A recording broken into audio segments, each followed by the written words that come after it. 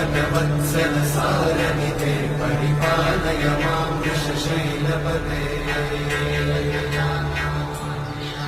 अतिवेलतया तव दुर्विषहैरनुवेलकृतैरपराधशतैः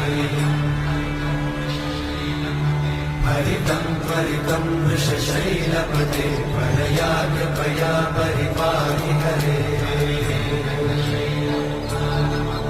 अधिवेङ्कटशैलमुदारमते जनताभिमताधिकदानरता